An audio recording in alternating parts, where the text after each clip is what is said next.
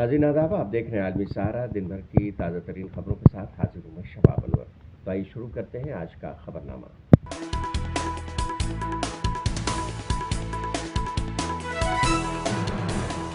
वज़ीर-ए-आज़म मोदी राजस्थान के इंतखाबी दौरे पर, कहा पूरा देश कह रहा है 4 जून को 400 पार, फिर एक बार मोदी सरकार। बीआरएस की लीडर कविता रोज एवेन्यू कोर्ट में पेश, अदालत ने 15 अप्रैल तक के लिए किया कविता को सीबीआई की हिरासत में भेजा। नेशनल कॉन्फ्रेंस के सदर फारूक अब्दुल्ला ने किया ऐलान, शिमाली कश्मीर से उमर अब्दुल्ला और सेंट्रल कश्मीर से आगा रुल्ला लड़ेंगे इंतखाब। सोने की कीमतों में जबरदस्त इजाफा, हिंदुस्तान में सोने की वादा कीमत 72,423 रुपए फी ग्राम रही।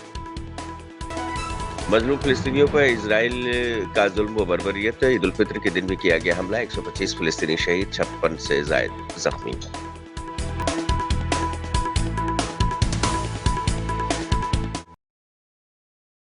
वज़ीर-ए-आज़म नरेंद्र मोदी का इंतखाबी दौरा जंगी पैमाने पर जारी है। वो राजस्थान के बाड़मेर पहुंचे और अवामी इजलास से खिताब किया। इस मौके पर राजस्थान के वज़ीर आला भजन लाल शर्मा भी मौजूद थे। पीएम मोदी ने तकरीर करते हुए कहा कि ये इंतखाब किसी पार्टी का नहीं बल्कि मुल्क का इलेक्शन है, इसलिए पूरा देश कह रहा है 4 जून को 400 पार, फिर एक बार मोदी सरकार। उन्होंने अपनी तकरीर में अपोजिशन को तनकीद का निशाना बनाया। चुनाव में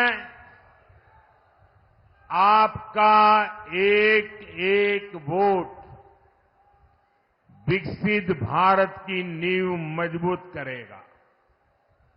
ये चुनाव दल का नहीं, देश का चुनाव है। इसलिए आज पूरा देश कह रहा है 4 जून 400 पार, 4 जून और मालानी की यही पुकार, फिर एक बार। मरकजी वजीर दिफा राजनाथ सिंह उत्तराखंड के इंतखाबी दौरे पर हैं। उन्होंने उधम सिंह नगर में कहा कि कांग्रेस के लोग कहते हैं कि शहरियत का कानून हिंदू मुस्लिम के माबैन अलहदगी पैदा करना है। मैं मुस्लिम भाइयों को ये कहना चाहता हूं कि शहरियत का कानून किसी की शहरियत लेने वाला कानून नहीं है, बल्कि ये शहरियत देने वाला कानून है। नागरिकता कानून,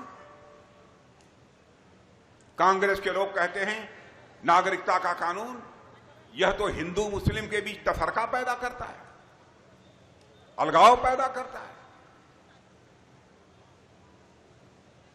मैं अपने मुस्लिम भाइयों से भी कहना चाहता हूं, यह नागरिकता का कानून किसी की नागरिकता लेने वाला कानून नहीं है, यह नागरिकता देने वाला कानून है।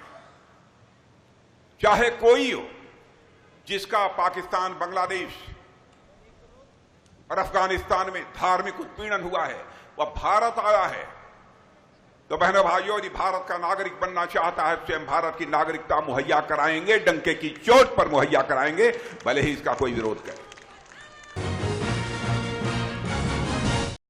बीआरएस की लीडर कविता को मनी लॉन्ड्रिंग और एक्साइज के मामले में दिल्ली के रोज एवेन्यू कोर्ट में पेश किया गया। सीबीआई की अर्जी पर अदालत ने समाअत करते हुए 15 अप्रैल तक के लिए कविता को सीबीआई की हिरासत में भेज दिया है।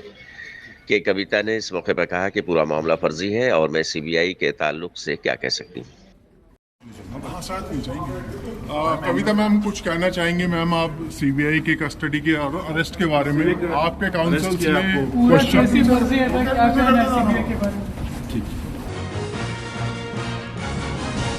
आम आदमी पार्टी की लीडर और हुकूमत दिल्ली के वजीर आतिशी ने वजीर आला केजरीवाल की गिरफ्तारी को फर्जी करार दिया है। उन्होंने कहा है कि सीएम केजरीवाल की गिरफ्तारी एक फर्जी मुकदमे में बगैर किसी सबूत के हुई है और ये दिल्ली के अवाम के जरिए मुंतखब की गई हुकूमत को गिराने की साजिश है।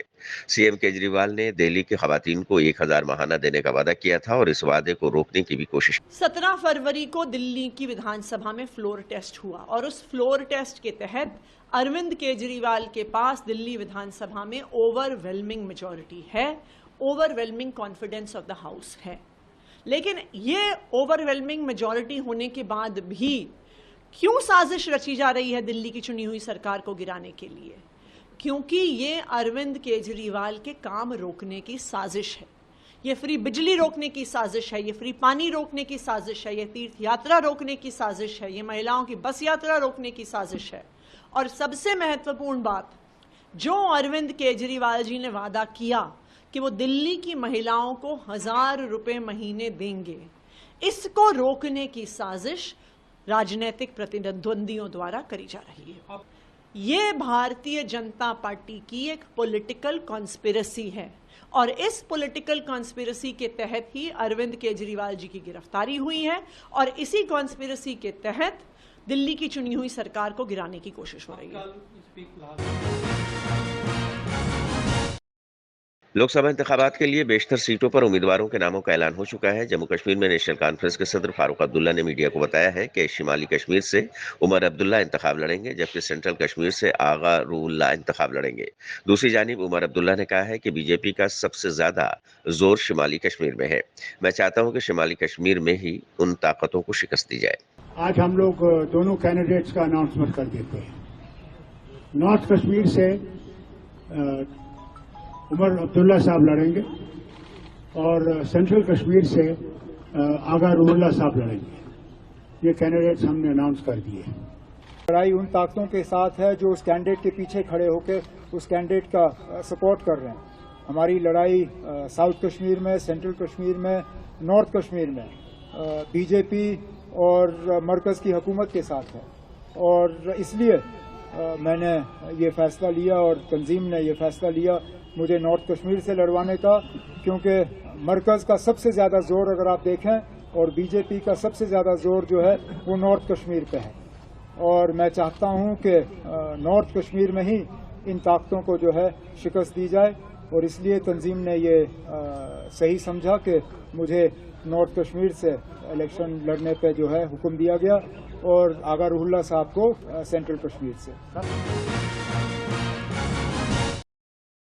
मुल्क की मुख्तलिफ रियासतों में लोकसभा इंतखाबात के पेश नज़र इंतखाबी मुहिम का सिलसिला जोरों पर है। बिहार के वज़ीर आला नीतीश कुमार ने भी इंतखाबी मुहिम का आगाज कर दिया है।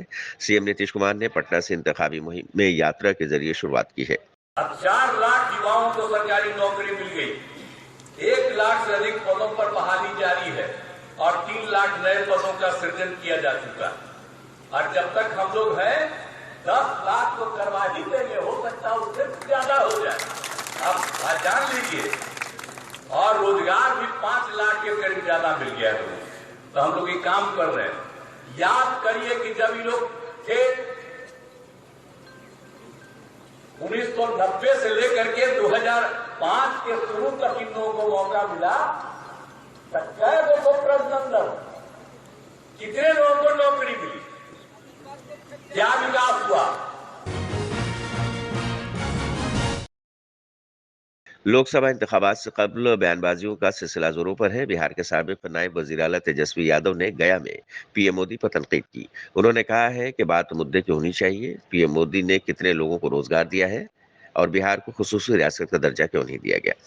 मुद्दे की बात होनी चाहिए। गरीबी, रोजगार, नौकरी कितना दिया प्रधानमंत्री जी ने, गरीबी क्यों नहीं मिटाया, पलायन क्यों नहीं रोका, बिहार को स्पेशल राज्य का दर्जा क्यों नहीं दिया। क्षेत्रीय मुद्दे हावी है इस बार।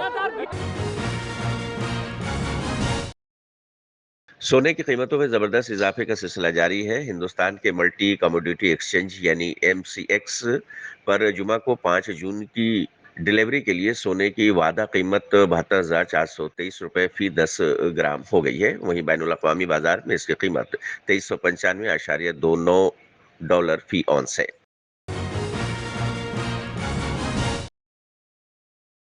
मजलूम फ़लस्तीनियों पर इजराइल के जरिए हमले जारी हैं। जुल्म और जबर की इंतहा ये है कि ईद उल फित्र के दिन भी गजा के मुख्तलिफ इलाकों पर सेहूनी फौज के वाहियाना हमले जारी रहे, जिनमें 125 फ़लस्तीनी शहीद हो गए और 56 से ज़ायद फ़लस्तीनियों के जख्मी होने की खबरें मौसूल हुई हैं।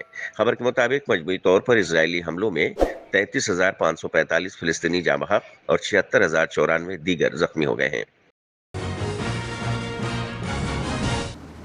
रूस और कजाकिस्तान में सदी का बदतरीन सैलाब आया है। दर्जा हरारत में इजाफे के बाद बर्फ पिघलने और दरियाओं के किनारे फटने से 10,000 से ज़ायद मकानात ज़ेर-ए-आब हो गए हैं। रूस के इलाके करगान में 6,000 अफराद का इनखला हुआ है और दरिया की सतह की कई मीटर तक बुलंद हो गई है। डैम टूटने से हजारों शहरियों का इनखला हो गया है।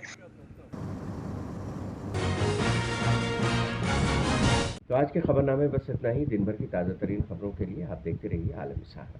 सारा प्रणाम।